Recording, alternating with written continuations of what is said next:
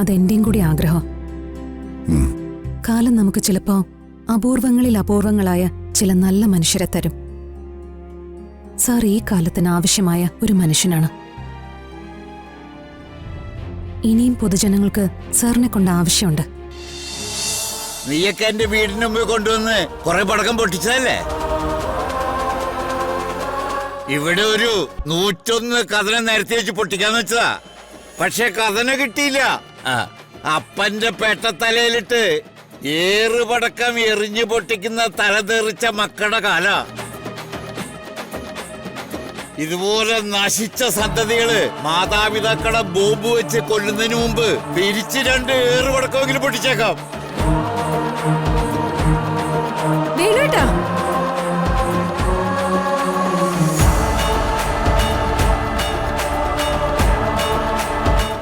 എന്താ ഇത്?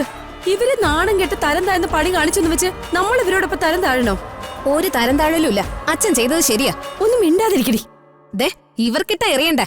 ഇവരെ ഇതിന്റെ ആണി. ഈ വീട്ടിൽ വന്ന് ഇനിയും അക്രമം കാണിച്ചാ ഞാൻ പോലീസിനെ വിളിക്കും. എന്നാ നീ വിളിക്കടി പോലീസിനെ. നിനക്ക് പോലീസ് ഡിപ്പാർട്ട്മെന്റിലൊക്കെ വലിയ പരിചയമല്ലേ? വിളിക്കേ. എടാ, നീ എന്താടാ കൈയ്യട്ടി മിണ്ടാ നിക്കുന്നേ? പടക്കം പൊട്ടുന്ന കണ്ട് രസിക്കാണോ? അതോ ഇയാള് നിന്റെ അമ്മായിയപ്പനായതുണ്ടോ? അടിച്ച് പുറത്താക്കടാ.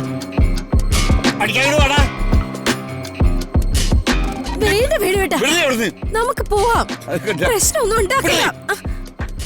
ഇവളീ രുക്മിണി നേരെ നിറയെ സംസ്കാരം ഇല്ലാത്തവളാ. ഇവളോടൊക്കെ ഏറ്റുമുട്ടിയ നാണക്കേട് നമുക്ക് നമ്മുടെ പിള്ളേർക്കുവാ. ഒരു മനുഷ്യന്റെ സഹനശക്തിക്ക് ഒരു പരിധിയുണ്ട്. അതൊക്കെ നഷ്ടപ്പെട്ടിട്ട് ചെയ്തു പോകുന്നതാ ഇതൊക്കെ. ഇതൊന്നും ചെയ്ത് ശീലമില്ല. പക്ഷേ ഇതൊക്കെ നിങ്ങൾ ഞങ്ങളെ കൊണ്ട് ചെയ്യിപ്പിച്ചതാ. എടീ, ഓടുന്നവനും ഓടിപ്പിടിക്കുന്നവനും ഓട്ടം ഒരുപോലെയാ. നിന്റെ മത്സരം ഇവിടം കൊണ്ട് നിർത്തിക്കോ. പാടി.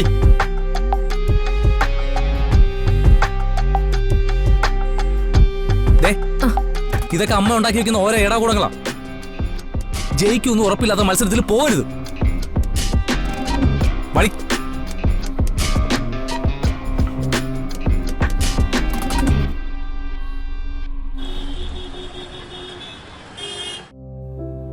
അല്ല സർ. നോ, മാപ്പ് ചോദിക്കേണ്ട ഒരു തെറ്റും ശാലിനി എന്നോട് ചെയ്തിട്ടില്ല.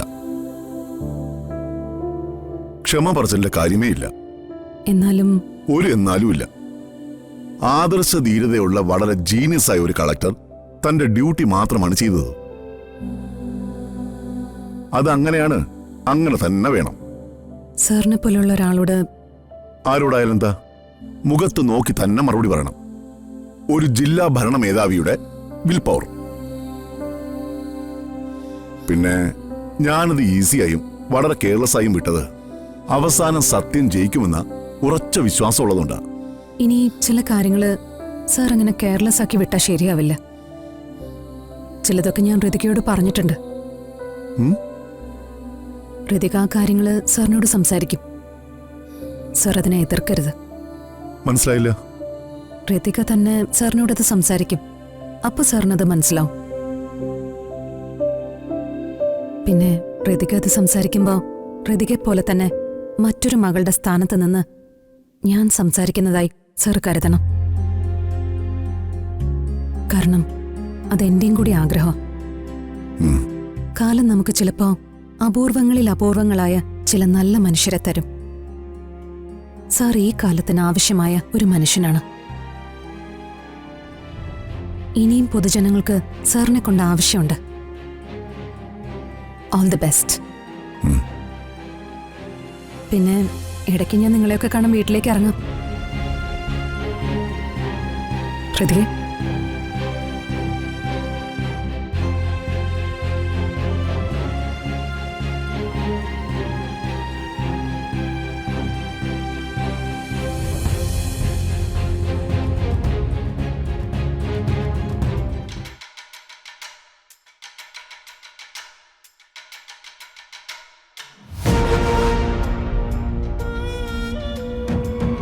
വലിയ കഷ്ടകാലമാണല്ലേ ഇപ്പോ? കഷ്ടകാലമാ സാറിന്. എന്ത് ചെന്ന് തൊട്ടാലും അപ്പോ തിരിച്ചടിക്കും. ഒരു വാഴവള്ളിയിൽ കയറി പിടിച്ചാലോ അപ്പോ അത് മൂർഖൻ പാമ്പാവും. ഈ കഴിഞ്ഞ ദിവസം പൊടിയാടി വേണ്ട. എന്താ ജോത്സ്യരെ ഇതിനൊരു പ്രതിവിധി? നമുക്കൊന്ന് പ്രശ്നം വെച്ച് നോക്കാം. ശരി ജോത്സ്യരെ. അല്ല, നാളേതാ? തൃക്കേട്ട. പ്രാർത്ഥനയോടെ ഇരുന്നുള്ളൂ.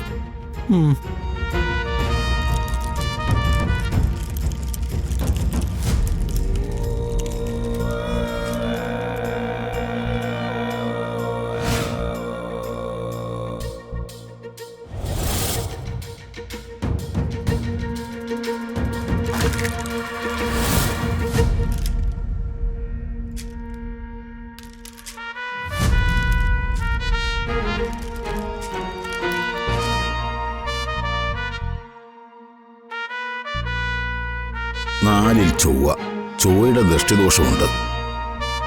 അഷ്ടമത്തിൽ ശനിയാണ്. മുന്നിൽ ചന്ദ്രനുണ്ടെങ്കിലും അത് തിളങ്ങുന്നില്ല. കവിടിയിൽ തെളിയുന്നത് ഭയാനകമായ കാര്യങ്ങളാണ്. ഗ്രഹങ്ങൾ പലതും ഇപ്പോൾ സാറിന് അനുകൂലമല്ല. കാലത്തിന്റെ പരീക്ഷണങ്ങളാണ്.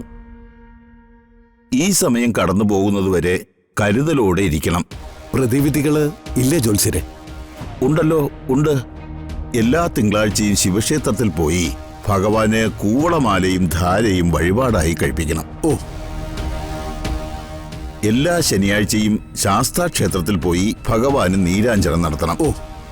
വെള്ളിയാഴ്ച തോറും ദേവിക്ക് പുഷ്പാർച്ചനയും. ശരി. പിന്നെ മനസ്സിലിപ്പോ ചില പദ്ധതികളൊക്കെ ആവിഷ്കരിക്കുന്നുണ്ടല്ലോ, അതൊന്നും പ്രാവർത്തികമാവില്ല.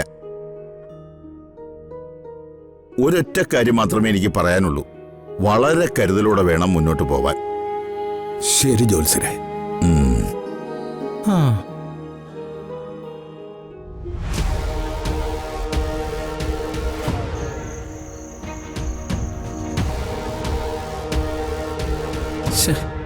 സമയം മോശമാകുമ്പോ ഈ ഫോണിൽ വരുന്ന വാർത്തയും ഫോട്ടോസും എല്ലാം നെഗറ്റീവ് ആണല്ലോ.